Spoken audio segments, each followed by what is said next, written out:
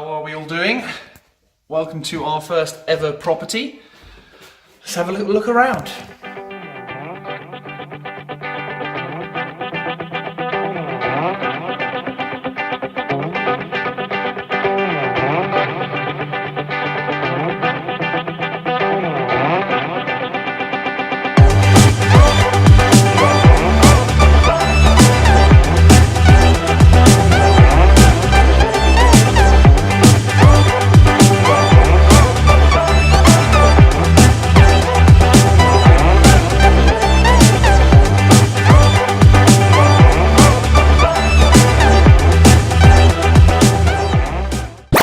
A little bit of an overview in regards to this property. It's a standard 3-bed terraced house, previously lived in by an elderly lady, fallen into a bit of disrepair.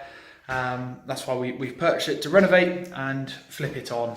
I'll be living in it for quite a while and then selling it on. This is the lounge, or what will be the lounge, as it's currently distinctly not livable. One of the great things we found in here was the hardwood floors, which are currently very mucky, but what we're going to do is clean those up once we've got all of the skirting boards on and the replastering of the walls. Polish that up and it should come up really nice as rich hardwood floor, which a lot of the time you can actually find in certain properties as they got covered up when carpets were the main choice, and now you can find them back underneath and polish them up quite nice, which make a good finish for a lounge. Another thing to bear in mind is that the cost of windows. This is another room with enormous windows in. You can see that's some bay windows all the way round. 3 lots of windows, can be quite expensive, but we got the quote from the window and it wasn't too expensive, but can have some problems with due to the size of the bay. Currently got some scaffolding in here. We are looking to clear out the gutters with the scaffolding, and also we need it to put the skylight in the kitchen. So I've got those in here at the minute, which should be done towards the end of this week. And this is where we're going to try and add the most value in this property. This was a full wall.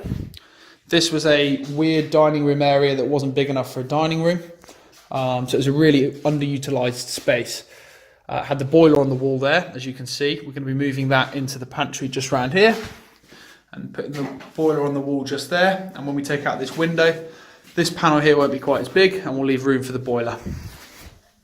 So moving back in here, what we've done is knock the wall down. First, put the steel jacks in, put a steel panel in the top and knock the wall down. This allows us to create more open space for the kitchen and hopefully increase the value quite significantly. Another thing we're doing is we've taken out this ceiling. So there was originally a ceiling here. We found this beautiful cathedral type ceiling underneath, which is fantastic. So what we're looking to do is recover that up slightly because that board there is not the most attractive board in the world, and then put a nice big skylight, make it nice and airy, nice and bright, and make the kitchen a nice living space. Swapping over the kitchen door and window, a lot nicer to look down the garden with a window, and it's a lot more workable in terms of the kitchen units as well. Another thing in this room before we move on is the space here. So this is a bit of a challenge. So we're getting the kitchen sort of designed at the minute, but can we use this space for anything? Because the height of that chimney support is rather annoying. And it's not big enough really to sustain sort of much useful space. So we're going to see if we can use this for some cupboard space, maybe a larder, but we'll see how that goes. Secondary room, probably going to use more of a dining room or a second living area. Probably leave this one quite bare for the flip, so that means it gives the person buying it the choice. Modernise it all the wallpaper coming off. Again, that window's coming out.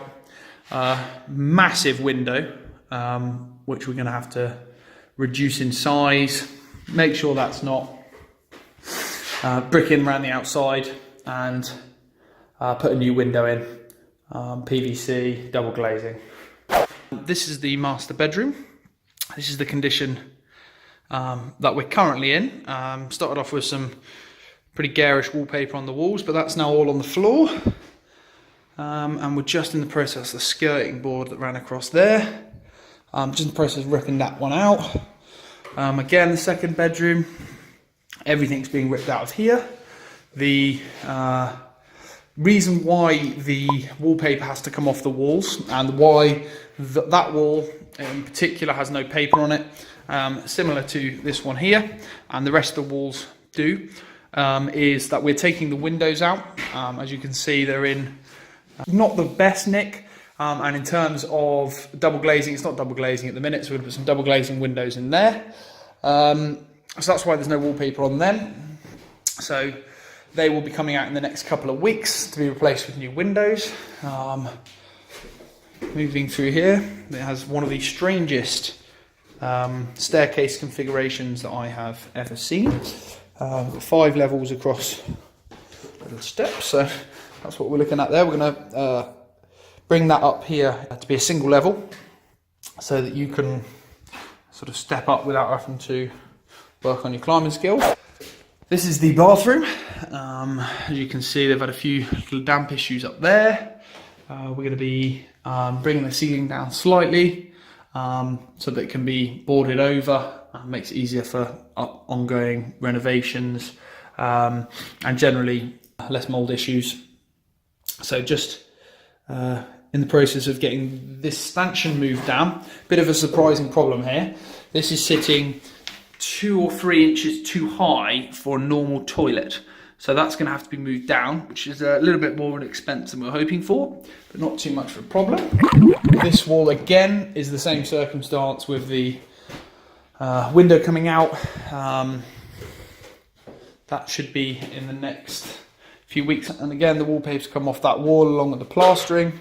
An interesting one if you want to know what it looks like with wallpaper when you smoke too much in your room. That is what it looks like. And the see the black around the outside, there's a mirror sat here, which has meant the rest of the paper is brown and the actual wall originally was teal coloured. So again, some horrible looking mess there. So what we're going to do is polish this banister up. It's a really good old banister, nice and sturdy. So we're going to try and keep that, make that into something look a bit more modern, a bit more clean. We'll be replacing that with a new front door, modern one PVC. This had originally had an internal door. As you can see, that goes round like that. So we're going to be getting rid of that, replastering over. This wallpaper is going to come off. We're going to repaper the front of that.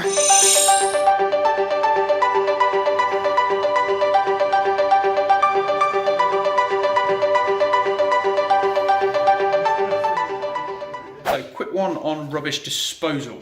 The disposal of rubbish is a surprising cost, something that I didn't anticipate anywhere near the amount that we ended up spending on some of the items.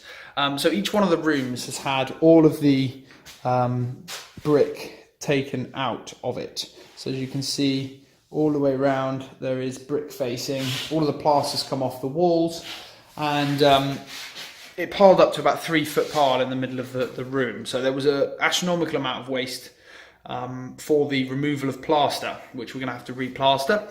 But all of that cost us £240 to remove. At the back there's a little shed, which I can show you the foundations for, and we'll do in a minute. That shed had an asbestos roof. So we thought the removal of asbestos, we knew it was a bit of a pain, but didn't realise the implications of it. So our builder came and took the asbestos down and bagged it up in special asbestos bags and removed all the bricks.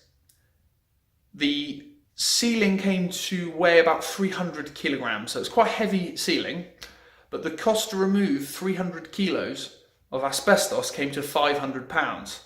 The cost to remove tons of plaster rubbish built up in the middle of every room came to £240. So bear that in mind when you're looking at rubbish removal. Make sure that you haven't got any asbestos, as it does have to be disposed of in a particular way. There's a lot of news articles about it, but bear that in mind. This is the area that previously had the asbestos roof. As you can see, the sort of foundations around the outside. This is actually from the wall we took out. So this is the sort of area which had the asbestos roofing on, which cost the money. So yeah, not the biggest space in the world, but still £500 to get rid of the rubbish. And yeah, so be careful if you've got asbestos and the removal of asbestos, because it can add up quite significantly. Hope you've enjoyed the tour around the property and got a bit of an understanding of what we're trying to do, and hopefully pick up any ideas if you've got this sort of space. If you like the video, like the content, do give us a like, and do subscribe to see more and see how this project goes. And if you've got any questions, anything we can see if we can help each other with, if I'm doing anything completely wrong, let us know in the comments, and I can improve them moving forward. Water it on!